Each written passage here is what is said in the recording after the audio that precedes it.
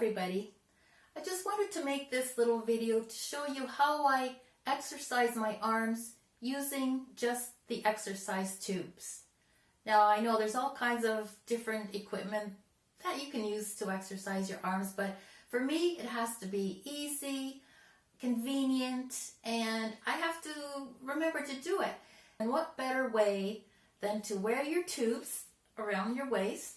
At least it is for me. This is just what I do.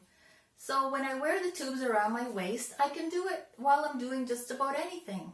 I can work my arms like this, or push forward. You can feel that right up here.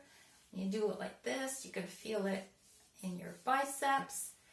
And sometimes, you can do this while you're watching TV or YouTube, just like you're doing right now. You could be exercising right at this very moment. Or if you step on it, then you can work your arms like this and like this. So you may ask, why is she standing there in the kitchen? Well, because this is one of the places where I actually use my tubes quite a bit. Say for instance, I'm cooking and I have a pot on the stove. Why should I just stand here and watch the pot and do nothing when I can be working out my arms at the same time? Does that make any sense to you guys?